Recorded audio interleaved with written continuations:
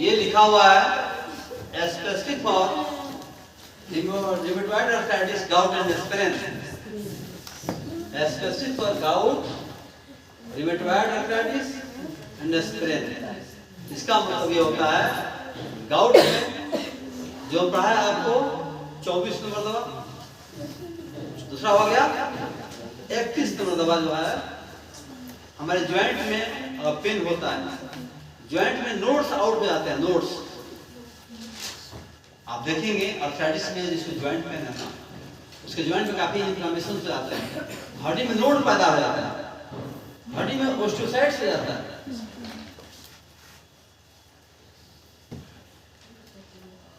उसको ओस्टियोफाइट बोलते हैं, माने हड्डी के अंदर पूरी निकल जाता है, नोड निकल जाता है।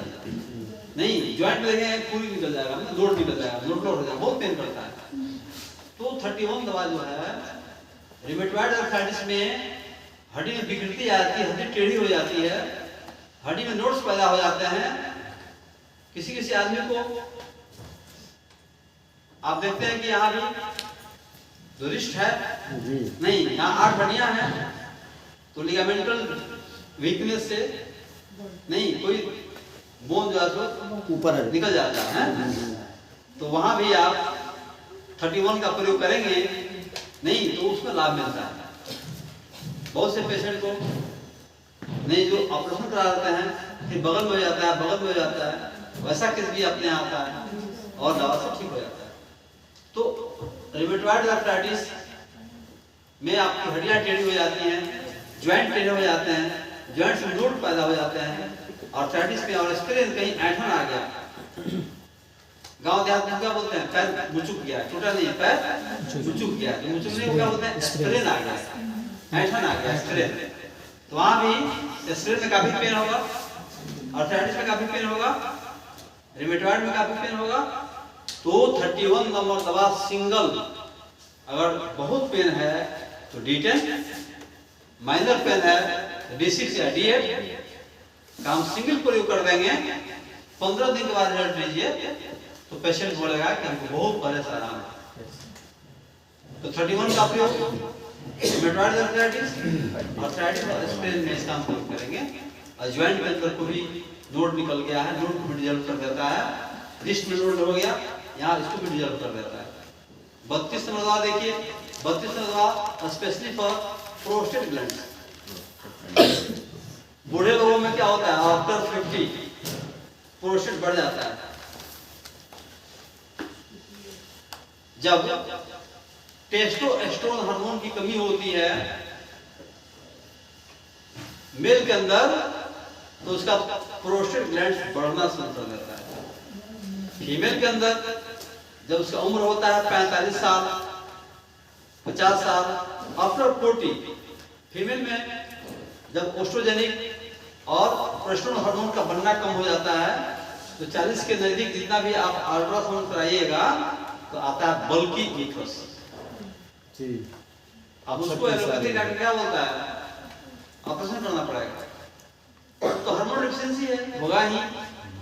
40-45 साल की उम्र में जितने लेडीज का आप अल्ट्रासाउंड कराइएगा उसमें 90% आएगा बल्की यूट्रस, कोई बीमारी नहीं है,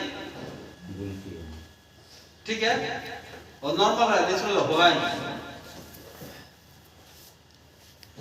और हार्मोन बनना कम होगा, यूट्रस का साइज बढ़ेगा। उसी प्रकार से मेल में टेस्टोस्टेरोन कम बनेगा तो प्रोस्टेट का इन्फ्लेमेशन होगा। अगर ज्यादा इन्फ्लेमेशन है या बल्कि ब्लड ज्यादा हो गया तब तो इलाज कर सकता है, कोई कॉम्प्लिकेशन आ गया तो। कोई कॉम्प्लिकेशन नहीं है, अल्ट्रासाउंड में आपका बल्कि यूट्रस आ गया, कोई दिक्कत नहीं है, तो कोई बात नहीं, आप इलाज दीजिएगा अपना तो उसको लाभ मिलेगा। 32 नंबर दवा, मेल प्रोस्टेट ग्लैंड बढ़ जाता है, पेशाब में रुकावट आती है, पेशाब में बस आता है, तो 32 नंबर दवा मेल प्रोस्टेट ग्लैंड के लिए बहुत अच्छी दवा है। प्रोस्टेटिस में आप यूज कीजिएगा, डोज क्या होगा, लाइटर।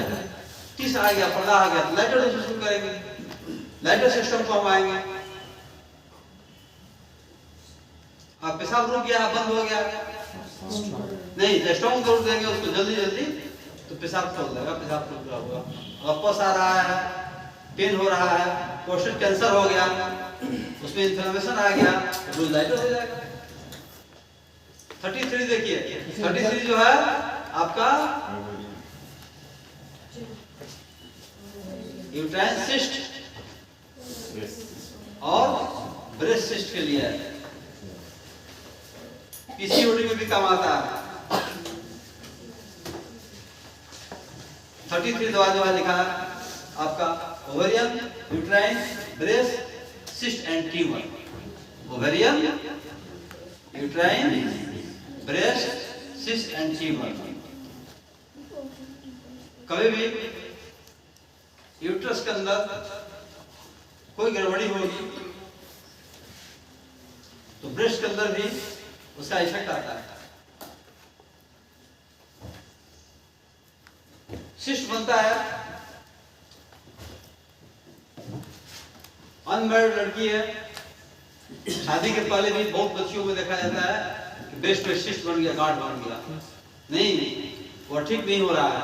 उसका कॉज देखिए, बिना यूट्राइन डिसऑर्डर के ब्रेस्ट में गांठ नहीं होगा। कोई हार्मोन डिफिशिएंसी होगी तो एक्युमुलेशन होगा, नहीं कोई ग्लैंड बढ़ जाएगा। मेन साइकिल के टाइम में देखते हैं कि ब्रेस्ट में भी पेन हो जाता है, तो यूट्रस से और ब्रेस्ट से दोनों का कॉम्प्लीमेंट्री संबंध है। ठीक है, तो यूट्रस के कोई गड़बड़ी है, मेनोरिया है, डिस्मेनोरिया है, यूट्रस में कोई भी दिक्कत है और ब्रेस्ट में दर्द हो गया, ब्रेस्ट में गांठ हो गया, उसका पॉजिटिव ट्रीटमेंट करेंगे, यूट्रस का भी दवा देंगे, गांठ में डिसऑर्डर करने के लिए दवा देंगे। नहीं, हार्मोन बैलेंस नहीं है, फैट चर्बी नहीं टूटता है। मान लीजिए किसी आदमी को एस्ट्रोजन हार्मोन कम हो गया तो यूट्रस में फैट जाना शुरू हो जाएगा, यूट्रस मोटा हो जाएगा, बल्कि यूट्रस हो जाएगा। उस प्रकार से अगर मान लीजिए एस्ट्रोजन हार्मोन नहीं बन रहा है, मेंस साइकिल रेगुलेट नहीं है, 3-3 माह पर मेंस हो रहा है, तो क्या होगा, फैट जम जाएगा, ब्रेस्ट का ग्लैंड बढ़ जाएगा, नहीं ब्रेस्ट में सिस्ट गांठ हो जाएगा। कभी ब्रेस्ट में सिस्ट गांठ है उसका इलाज कीजिएगा तो मेंस साइकिल पर और यूट्रस का अल्ट्रासाउंड करवा कर देख लीजिएगा इसमें क्या दिक्कत है, क्या कमी है। तो खाली ब्रेस्ट का ग्लैंड का दवा दीजिएगा नहीं ठीक होगा, साथ ही साथ उसका यूट्रस की डिफिशिएंसी होगी उसको भी ठीक करना होगा। तो 33 नंबर दवाई आपकी यूट्रस के लिए दवाई है, नहीं यूट्रस को ठीक करके आपको ब्रेस्ट की गांठ को भी लगाती है। यूट्राइन डिसऑर्डर्स, पीसीओडी से लेकर के ब्रेस्ट ग्लैंड्स की दवा राइट है। कहीं ग्लैंड्स है, कहीं इन्फ्लेमेशन है, उसको रिजॉल्व करना है तो रोज लाइटर देंगे। अगर हार्मोन नहीं बन रहा है, अगर एमनोरिया आ गया, एमनोरिया के चलते अगर ब्रेस्ट में गांठ हो गया, नहीं तो फिर उसका स्ट्रॉन्ग हो देंगे। हार्मोन बूस्टअप करने के लिए दवा होता है ना, 17 नंबर है आपका, 8 नंबर है, नहीं सब दवाओं के साथ इसका प्रयोग करेंगे, रिजल्ट आता है। 34 नंबर दवा देखिए, general cough and fever. 34 number general cough and fever. General cough fever होता है अगर मन सीजनल कफ हो रहा है, लोगों को सर्दी खांसी हो रही है, नहीं तो उसमें 34 नंबर दवा सिंगल यूज कीजिएगा अकॉर्डिंग टू डिजीज सिविलिटी, रोग के सिविलिटी के अनुसार 1-1 घंटा पर, आधा घंटा पर, दिन में 4 बार 3 बार, तो अकेले 34 नंबर दवा कफ एंड फीवर को ठीक कर देगा। सिंगल दवा 35 नंबर देखिए, दवा आपका 35 किसके लिए है? न्यूरोटोन है, पैरालिसिस है, एस्पार्टिलाइटिस है, नर्व पेन है, पूरा न्यूरो की दवा है। 35 में पूरा न्यूरो की दवा है। जितने न्यूरॉन्स है हमारे बॉडी में, जो भी नर्व्स है, सर्वाइकल है, लंबर स्क्लेरोसिस है, कोई भी नर्व लीजिए हो, पैरालिसिस है, ब्रेन हेमरेज है, नहीं ब्रेन हेमरेज है, ब्रेन में क्लॉट है, क्लॉट छोड़ने के लिए 35 नंबर का प्रयोग हम लाइटर में करेंगे। पेन, कहीं भी पेन है, दर्द है तो 35 का प्रयोग लाइटर में करेंगे, लाइटर से स्ट्रॉन्ग पाएंगे। मान लीजिए ब्रेन कमजोर है, एलास की कमी है, अल्जाइमर्स है, डिमेंटिया है, ब्रेन का सेल सूख रहा है, ब्रेन का सेल मर रहा है, तो डोज स्ट्रॉन्ग में करेंगे। D4 सेल के इम्यूनिटी को एनर्जी देगा, मतलब बूस्ट अप करेगा इम्यूनिटी को। और लाइटर डायल्यूशन कहीं भी एक्यूमुलेशन है, कंजेशन है, इन्फ्लेमेशन है, तो उसको दूर करने का काम करता है लाइटर, और स्ट्रॉन्ग सिस्टम को इनहांस करने का काम करता है। डिमेंटिया में आदमी भूल जाता है खाना पीना, अपना घर द्वार भूल जाता है, अल्जाइमर्स में उसको दवा डिपोर देंगे क्योंकि ब्रेन को पावर देगा।